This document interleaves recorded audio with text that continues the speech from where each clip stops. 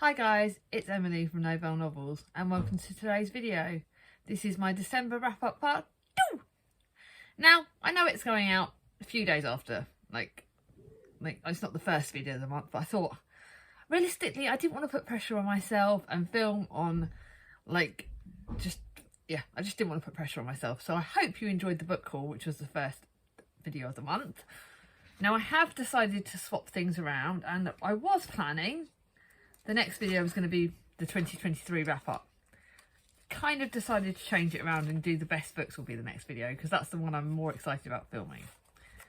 So, firstly, to give any spoilers away, I am filming this on the 31st because I want tomorrow, the 1st of the month, New Year's Day, to be clearing out and getting rid of all the Christmas stuff. And I want to be starting on my new books and I just want to be focused on the new year. So that's my plan. But it means that I am finishing this non-fiction book today, which is Confessions of a Menopausal Woman. And the reason why I can count it in this video is the fact that straight away I'm telling you it will be I won't be rating it because it's a Confessions of a Menopausal Woman. It's very, very personal to me at the moment because of what I'm going through with my age and everything. So I thought I wanted to read this as the last video of the month to kind of get me thinking positive for the new year and get me a bit practical and stuff. So this is non-fiction and this will be unrated book, but it will be finished today, so it will be finished in 2023. But obviously that's it. It's been a very busy Christmas. The kids, Thomas and Chris, are downstairs, so I thought I'd film upstairs on my bed, so it's a bit messy and Mia's still in bed. I have two of them that like Chris and Tom and Mia are like in the lanes. Me and Thomas are just getting up a bit. I'm still laying in a bit.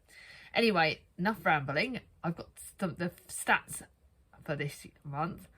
I'm really happy. I can't honestly remember what I started the year video actually on. Actually, I'm just going to see.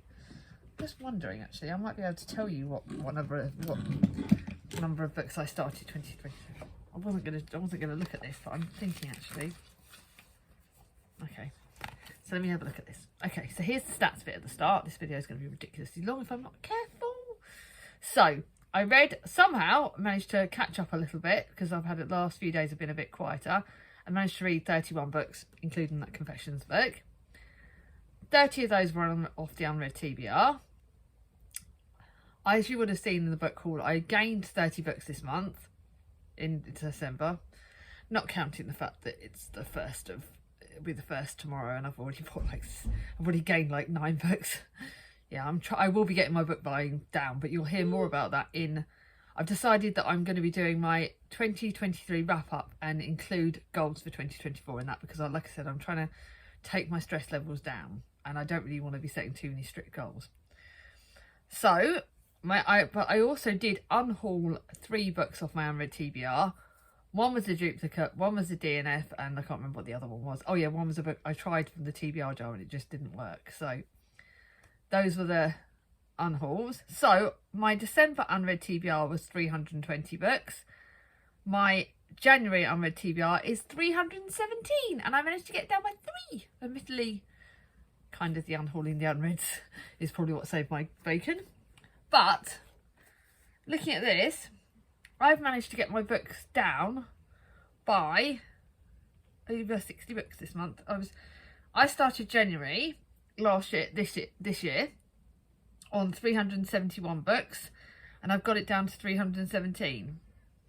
So that is 54 books I've managed to reduce my unread TBR down by, and that is really positive. That is something I'm really, obviously you'll hear more about that in my 2023 wrap up, but it means that I can I don't mind that that's a bit slower than what it was the year before, but it means that I can take some pressure off, and I'll talk about that soon. But I'm really happy with that. Now for the genres. I read 1 literary fiction this month, and it was controversial, but you would have heard about that in my wrap-up part 1. I rated it 4 stars still, my literary fiction, but I wasn't like what the others were. I had 2 non-fiction, including that one, including the Confessions, 3 classics, 9 historical fiction, and I put 9 contemporaries, but it isn't 9 contemporaries, it's more than that. I think it was like 13 contemporaries. God. Hang on a minute, my brain's not in good gear. 5, 6. 1, 2, 3, 6. 6 add 9 is 25. So that is, I don't know. So yeah, I thought I'd read 9 contemporary, but it isn't. It's more than that. I know it's that. You guys can add it up when you do the thingies. Everyone's better at figures than me. I'm not having the best of mornings. I'm very, very ditzy. But I know I read more contemporary this month than I did last month, so that's quite good. But it has affected the ratings because this month I've had 1 DNF, 1 unrated. Unrated I don't mind. But I've had 2 2-stars and 1 2.5 star. 2 3 stars and 1 3.5 stars. So anything less than 4 stars for me is a bit of a floppy doppy. And I hadn't had any 2. I only had 1 2.5 star last month, and 2 3 stars and 2 3.5 stars. So in general, it meant that this. But I've also had on the other side of it, I've had 9 4 stars, which is the same as November. 5 4.5 stars, which is less than November, and 10 5 stars. So 1 more 5 star. So it's all right. It has felt that to get a 5 star has been a slog. And I don't know, again, if that's me, the way I'm reading things, that I am being tougher on my 5 stars. Because for me, a 5 star is one that's really, really, really stuck home. I have, on the other side of it though, like I said, I've actually got, like, to pick my favourites for the month was really hard. Because there was a few books that really jumped out at me. And that are going on my favourites list. So God knows how I'm going to do with my best books of 2023. Because, yeah, this month's kind of really put it amazing. So I'm rambling as always. I do think, like I said all along, my ratings are getting tougher. But at the same breath, those 2.5 star books, I probably should have just DNF'd, and I'm annoyed at myself that I didn't. But I will show you them now. So the first one was Peony in Love by Lisa C. You would have seen this on my wrap up part 1 that I added it to my unread TBR because I thought Lisa C wrote Snowflower and the Secret Fan, which I found very hard hitting. But I did like. This is weird. It's about death. The character dies. I can safely say she dies halfway through the book, or before halfway. And then she's like in this like ghostly realm. And I have liked some Chinese fiction, some Lisa C books. Like I said, Snowflower and the Secret Fan was amazing. Although the foot binding stuff I find really, really hard to read. Because it was the mums that did this to the girls. And to see there's elements in this book that I found ridiculously hard. And I couldn't put my kids through pain. And yeah, there's some cultural stuff that I found very, very hard, and this one was not for me, and I've decided I'm not going to pick up her work anymore, so bye bye. The next one was a book that was gifted to me by a friend, and it's The Christmas Feast and Other Short Stories by Katie Ford.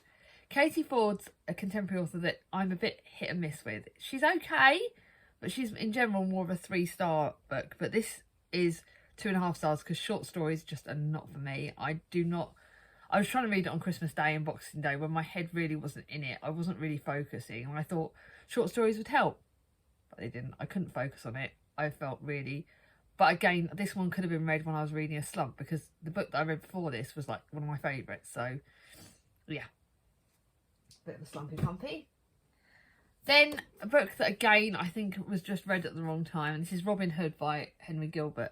This was 3 stars, and this was actually this wasn't a bad book. There were certain elements of it that I enjoyed, but I didn't connect with it. So this is one I'm going to try and reread when I'm in a better place. But what is going on with me in classics? I didn't connect with this. It was a short book. It just wasn't amazing. It was okay. I know about Robin Hood and Maid Marian, but I don't know if I've been wrecked by all the cartoons and all the TV series of Robin Hood and all the films of Robin Hood that I've watched growing up. So the actual book, I don't know if that was affected by that. So it was all right, but it wasn't amazeballs. Oh, I didn't realise. Yeah, I can put that back there. I need to actually keep this book out, actually. Sorry, randomly. So I can do my comparisons. Right. Now to my 3.5 star book. Nope. Yeah. No, now to my 3-star books. My other 3-star book was The Weekend by Charlotte Wood. My sister Charlie read this and she thought this was more of a me book because it's very character focused. It is quite slow paced. It's set over a weekend, but it talks about friendships that have gone on a lot longer. But again, this was okay. There were some triggers to do with animals and stuff that I can't. If you want to know the triggers, please let me know because I will tell you them, but I won't repeat it on the video because I know a lot of people don't like hearing about them. But the characters were quite a lot older than me even in this. These characters are in the 70s and 80s. And again, I don't know if it's the lead characters are... I like older protagonists in general, I really do. But this one didn't necessarily portray it in the way I wanted. The friendships weren't as amazing as I want. And yeah, it was a bit of a floppy doppy for me. So not the one that I wanted. Now to 3.5 stars. And this is where the Christmas books start. So a lot of my Christmas books, all straight away, it will tell you they were 4 stars. Because Christmas is contemporary. Contemporaries don't tend to be ones that just jump out there kind of thinking along the same lines, very cosy, very amazing, but don't have the writing side of it is amazing. But this was all right.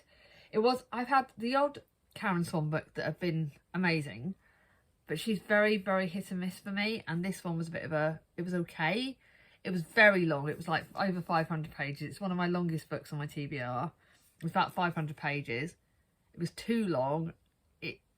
Again, there was some triggers in this that I wasn't expecting. Grief is discussed in it quite a lot. Some romance, but it was just a bit... it wasn't amazing. So we'll go back to charity shop for next year. Now the next one is... Now I'm on to my 4 stars. I'm going to lend a few of these to one of my guys at work because I found out she's a big book reader. So I'm going to lend this to her. And I'm not sure if Mum... Actually, I'll lend it to Mum first. See if Mum wants to read Christmas books. I can't only read Christmas books in like November, December. I can't read them any other time of the year. It just feels like it's crucial. But this was a book I bought because of Thomas. He picked it for me in the works, and it was my first Beth Moran, and it won't be my last. It was a really good 4-star book. It was 4 stars, but it was a good 4 stars. It was by the end of the relationship, after an end of a relationship, local weather girl B. Armstrong is avoiding her family. But with Christmas approaching, she's heading home to Clarice House, the school in Sherwood Forest that her parents ran. To top it all off, the insufferable Henry Fairfax, who her folks have always wanted to marry, is also invited. This is about families, about Christmas, about romance, about like finding yourself, and the family element's not necessarily the atypical family, but I loved it. I thought it was a really, really good book. Really cosy, contemporary, very Christmassy, but it does have some really good morals in it that I really, really enjoyed. So this will either be lent to Mum or to my friend from work. The next one's a middle grade one, and apparently I've now heard Jasmine de Villan is a bit of a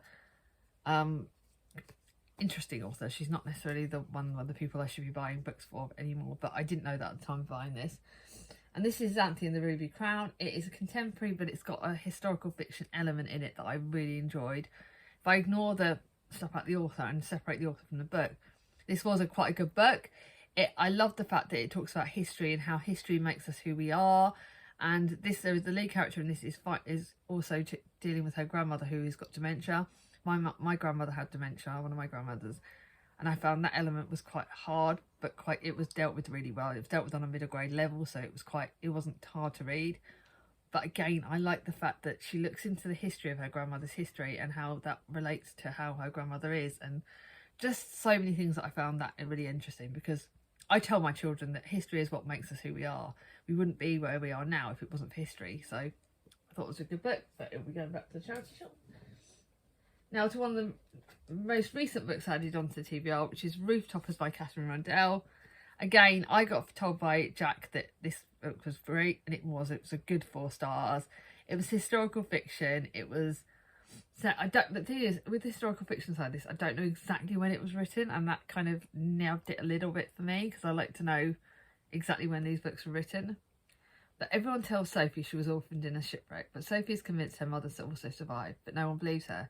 Sophie sets out to prove them wrong. And then she goes to Paris, and she climbs on rooftops and finds communities there, and it's a really good middle grade book, and it was one I definitely recommend. Catherine Rundell is a really good middle grade author. Now I think this is my last 4 stars. This is my last 4 stars.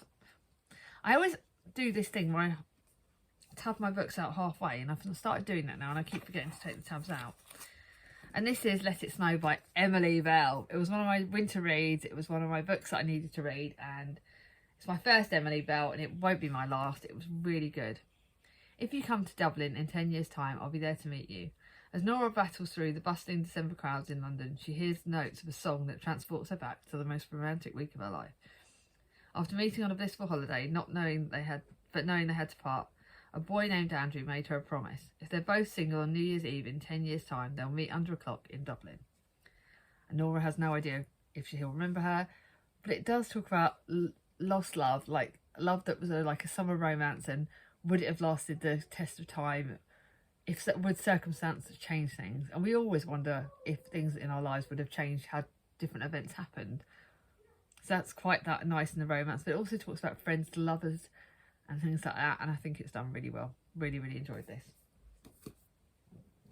Now to a book that Mia got me for my birthday. I'm not sure if I'm going to keep this or not, because I think, no, she's not going to kill me, I hope. But it's one that she bought me for my birthday. It's my first Catherine Cooks, and it won't be my last. I'll definitely look for more of her books. This is set in County Durham in the 1880s.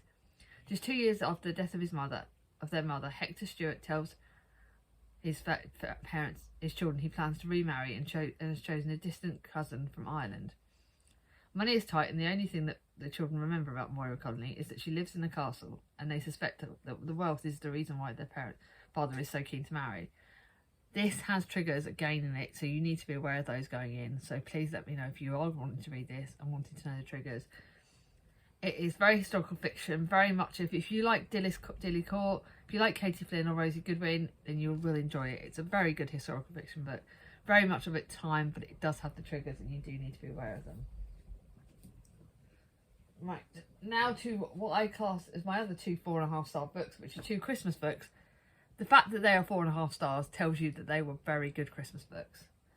This is one that I'm definitely going to lend to my mother first, or my friend. Again, those are the books that she's going to get options. This actually I bought in the charity shop in Thames Valley Hospice for £1, and it was Jo Thomas's recent book. Now I've read one Jo Thomas book, which was Escape to the French Farmhouse, I think.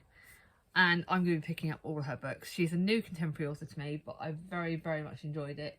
It's Countdown to Christmas. It is Chloe can't wait for Christmas to be over. Her son Reuben is staying with his dad, and Chloe is planning to ignore the holidays. And then she gets something that sends her over to Canada, and I absolutely love it. I've got relatives in Canada, so one of the days I'll dream. Very distant relatives now, so they probably don't even know what's going on. But that Canada element is something that always intrigues me. But a surprise call changes everything, and then Chloe goes to Canada, and Reuben her son has made her this advent calendar with either pieces of paper or little like notes or just little things. It's very, very sort of sentimental things that don't cost money, but sentimental things that she opens every day. And that is the key part of this, that she's opening things, and Reuben has given her lessons, and watching her come out of her shell in this book is just a fantastic, fantastic book. And I thoroughly, thoroughly loved it. It's just one of the best. I'm so glad I picked this up, and I will be definitely looking for more Jo Thomas books in the charity shops. Then to another Sarah Morgan. I did get given Sarah Morgan's latest book for Christmas, which you would have seen, but I got it on Christmas Day, so I didn't open it till Christmas Day, so we're kind of saving it up for next year. But again, Sarah Morgan is an author who doesn't disappoint. This is one of her older works, I believe. One More for Christmas. And this does have interesting elements-ish about how like parents relationship. Like the mother in this book has had a very bad relationship with her two daughters, Ella and Samantha. But then something happens and she gets brought back into her lives, and it's them rebuilding and things like that. And they go to Scotland for a reason, and it's just a really, really good Christmas contemporary. I really, really enjoyed it. I think that one, that one's definitely for my friend, and then those two will be for my mother. Then the next one is not Christmassy. These are the start of my 5 stars, and this video is going to be stupidly long. And this is Lady Mary by Lucy Worsley. I thought this was absolutely incredible. It's 5 stars, and this is the YA book about Lady Mary. So this one will be going to my mum. And this is finally telling Lady Mary stories. I've got one. Obviously, I know that Alison Weir is doing Mary the First in her new series, so I will be picking that up when it comes out in paperback. But I'm going to have to wait at least another year, which is going to annoy the hell out of me. But unless I get it given for a gift in hardback. But yeah, this is Lady Mary's story, and it's Queen Mary the First. Not many books are written about her. She was Henry VIII's first child, and this is her story, and it's done in the YA element, so it's not too hard-hitting. But there are some very hard-hitting moments in this, and it's a beautifully, beautifully written book, and it's one I'm very glad I picked up. Very glad I read, and it really does tell Lady Mary's story very well. So I thought it was absolutely fantastic. So Mum's definitely going to want to read that. Now to a book that you all knew I was going to love, and this is That Festive Feeling by Heidi Swain. I could not have loved this more. It was absolutely flipping incredible. It was Heidi Swain's latest book. It's the latest book in the Nightingale Square series. Mum will be told she's reading this, whether she likes it or not. It's about Holly, who has the place to herself on Christmas Square on Christmas, and she's house sitting in Nightingale Square, and it's the Nightingale Square community, which I thoroughly love anyway. It's a fantastic series, and it's made me really want to reread the whole series, to be honest, because if you reread this series from start to finish, I've read it from start to finish once, and I think I'm going to reread it. She's one of these authors that I can reread over and over again, and it's like going home. And Nightingale Square really is like going home. And Holly meets Bear, who's a rather large and rather attractive man at a pub. But to me, it wasn't so much the romance side of this book that got me. It's the friendship between Holly and when she meets May, who's an older protagonist. That friendship, there's dogs in it, there's friendship in it, there's older protagonists, there's the community. I read this on Christmas Day, and over Christmas Eve and Christmas Day, and it was everything I needed and more. I'm straight away telling you, it's one of my favourites for the month, and it's going, actually, even though it's a series book, it's going on my favourites for the year so far, because it was absolutely flipping incredible. I need to actually get off my bum and message the author and tell her how much I flipping love this book. So thank you, it was amazing. So Mum is definitely going to want that. Mum's going to kill me. The next one is one I'm lending to Charlie, because this is one that was only finished yesterday, and this was one I was deliberately saving for the end of the year because it was one I knew I would love. It's the sequel to, this is the love song of Miss Queeny Hennessy, but it's the sequel to The Pilgrimage of Harold Fry, which I loved, and this was the sequel, and it was Queeny Hennessy's story. And if you need to know that Queeny Hennessy is connected to Harold Fry, but it is kind of a companion novel rather than a sequel, because obviously you hear little bits about them, but it's just done incredible. I thoroughly loved this. I loved Queenie a lot more than I loved Harold Fry, but this was her story, and there were so many amazing parts in this book, and it is absolutely flipping incredible. Charlie will love this. So yeah, I really want to read Maureen, the third book that came out last year. So I really want to read this year, sorry. I really want to read that. Right, okay.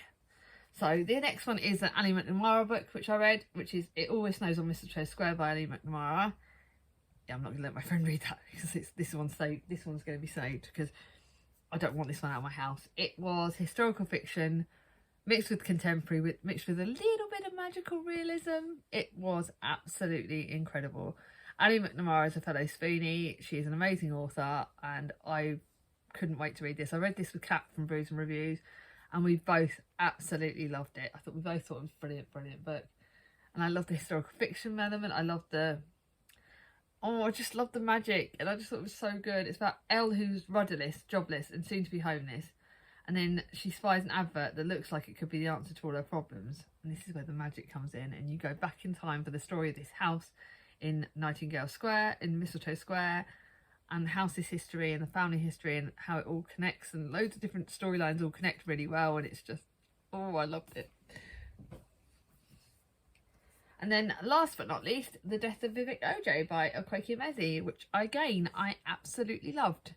This one, it's not one of my favourites for the year, because I've got too many favourites for the year, but it was well and truly one of the best books of the month. It was just absolutely incredible. Everyone has heard about Queeny Hennessy.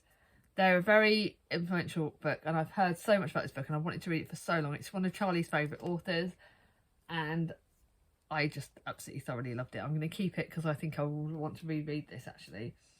It was longlisted for the Women's Prize and the Women's Prize for Fiction and the Wellcome Book Prize. And it's just amazing book. And we all know about the death of OJ. It is about a death of a character, but it's their story, and it's so much. It gives you so many lessons, so many emotions. I cried. It really broke me, but it was such an incredible book. So, if you hadn't guessed, yes, That Festive Feeling is going in my favourites. Obviously, my favourite other book on this first half of the month was The Missing Sister by Lucinda Riley, but that whole series is just going on one of my favourite series ever, so that's it. Now, Why can I not think of an emoji? Right, but first of all, if you like, I would love to know what books you've ended the year on. What amazing books do you recommend to me? What have been your favourites of December? I'd love to hear more about what you've been reading. If you got to this end of this video, do me a balloon emoji, and you can be any colour balloon, but I would love to do a balloon in honour of New Year. So do me a balloon emoji. If you like this video, give it a thumbs up. If you're new to my channel, not subscribe it, ring on my ding-a-ling, and I'll see you all soon. Bye bye.